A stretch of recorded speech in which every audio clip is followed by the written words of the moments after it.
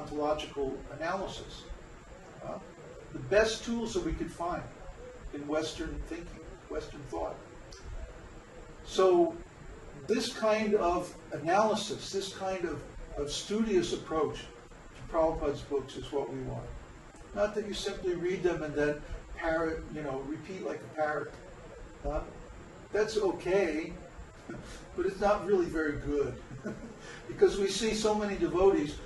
I remember a lot of the devotees, when I was a young devotee, they had memorized Kṛṣṇa book stories. And they could literally recite them from memory. Well, where are those devotees now? What are they doing? Are they preaching? Are they teaching? Are they spiritual masters? Mostly no. So what happened? They were studying superficially. They weren't studying deeply. We want you to study deeply. We want you to analyze. We want you to understand, to think about it. We want you to be able to think independently. Think for yourself. That's why we teach so many things about ontology and logic, transcendental this, transcendental that. It's not just to show off how intellectual we are or something like that. It's so that you can really understand the scriptures. Not just superficially, but deeply. Then think for yourself and understand these things properly, and then you can really serve Kṛṣṇa. Then you can really please Kṛṣṇa and get some results in your devotional service. That's what this is all about. So, I've been talking for a long time now. You must have some questions. Uddhava was remarking that another interesting thing is that we are seeing the process of chanting 64 rounds accelerate on devotees. It took me 3 years to chant 64 rounds, and now flowing the Kṛṣṇa took only 1 year. Yes, right. It's just like it took, about a year for you to really become convinced to practice pure devotional service. Whereas Florian and Connor took much less time. And I think we'll see this as our group gains momentum. The process of bringing someone into the group will accelerate. Why? Because we're creating a certain platform, a certain standard of association. And when someone comes into that association, they'll very easily come up to the standard.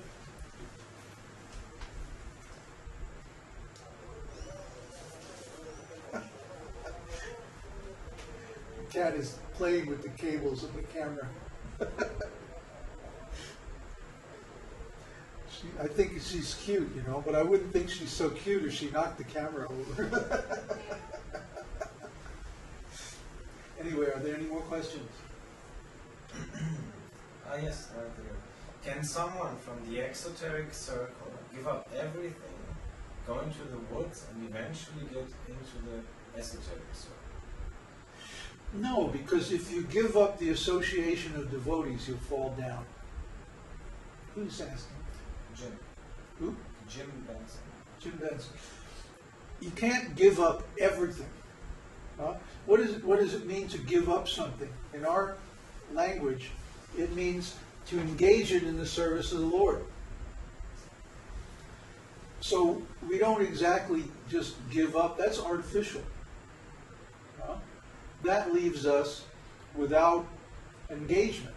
And that's very dangerous. An idle mind is a devil's workshop. It's an old saying. So we don't try to give up things. We try to engage things in Krishna's service. That's real renunciation. Real renunciation doesn't mean that we give things up. That's impersonalism. Impersonalists like to say, well, real self-realization means we give up all activities. We don't do anything. We just sit around and think we're advanced. But actual renunciation is when we take the results of our karma and we offer them to the Lord in devotional service. If I have some money, I engage that money in devotional service. If I have some talent, I engage the talent in devotional service. If I have some energy, I engage that energy in devotional service. You see? Just like now, I'm engaging my speaking activities in devotional service. I like to talk about philosophy. So instead of talking about some dry, mundane, material philosophy, I talk about Krishna conscious philosophy. That's engaging. I don't give up speaking. The impersonalists say that when you give up speaking, you become silent, mona. And that's self-realization. No. When the scriptures say that the devotees become silent, what it means is that they only talk about Krishna. Yeah, they don't speak any nonsense. But you see, the impersonalists, they're speaking about material science and charity work and politics and so many other things, because they can't remain on that platform, that artificial platform of just giving everything up. So they descend back to the material platform because they don't have any other kind of activities. They get bored. It's boring just sitting around doing nothing. Try it sometime. So if a person, so-called, gives up everything and just goes to the woods and chants, without becoming prepared, without going through being a Madhyam Adhikari, if you try to jump from Kṛṣṇa, from the exoteric circle to the esoteric circle, you'll just fall down. You won't make it. You have to go through the process of purification first. Then when you're qualified, you can do so. I went to Hawaii all alone because I couldn't find anybody else to work with.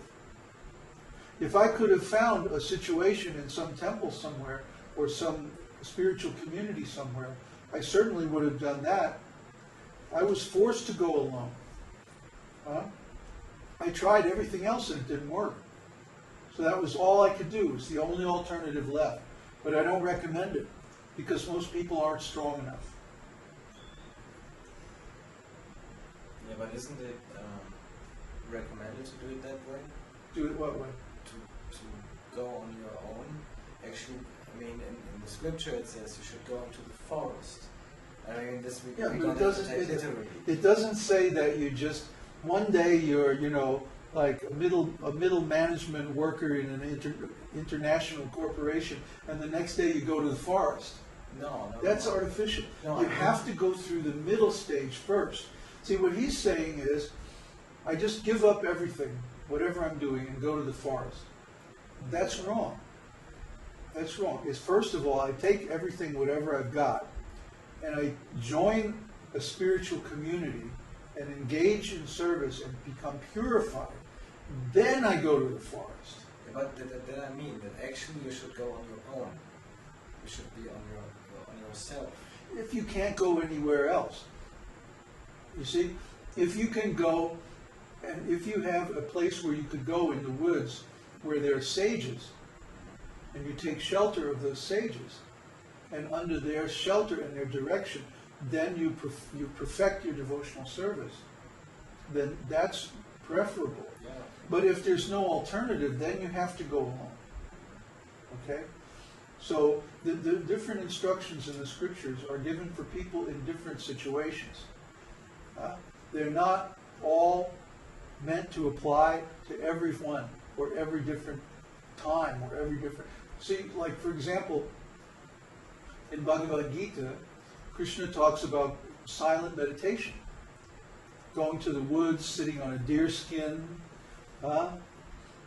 and just controlling the pranas by breathing exercise and stuff like this.